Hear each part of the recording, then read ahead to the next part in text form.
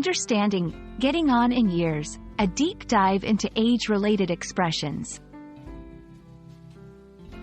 Hello, everyone. Welcome back to our channel, where we dive into the fascinating world of the English language.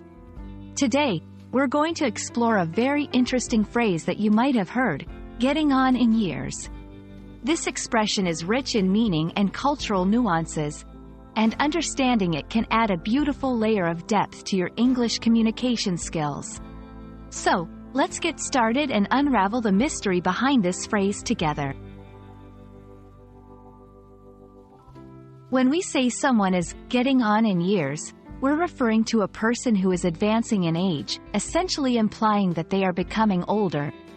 However, this phrase is much more than a simple statement about someone's age.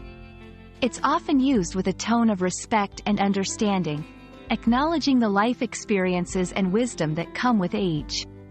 Unlike blunt terms that might seem harsh or direct, getting on in years carries a soft, respectful connotation.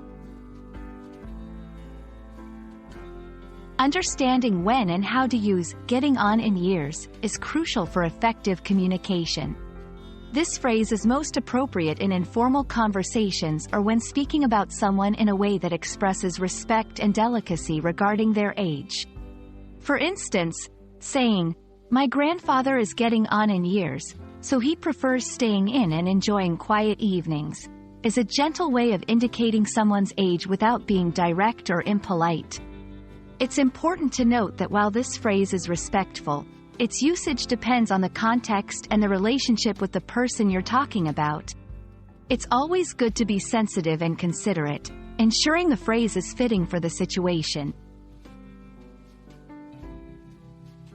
The phrase, getting on in years, is not just a linguistic expression but also a reflection of cultural attitudes towards aging. In many English-speaking cultures, aging is a topic approached with respect and sensitivity.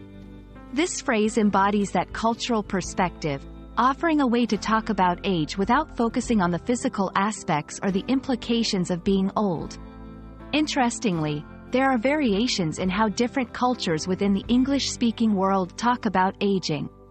For example, some might say someone is in their golden years, to highlight a period of life filled with freedom and opportunities for enjoyment after retirement. We hope this exploration of the phrase, getting on in years, has been enlightening. Understanding such expressions can greatly enrich your English vocabulary and help you communicate more effectively and sensitively. Remember, language is not just about words. It's about conveying respect, emotion, and cultural nuances. Thank you for joining us today. If you found this video helpful, please like, share, and subscribe for more insights into the beautiful intricacies of the English language. Happy learning, and see you in the next video.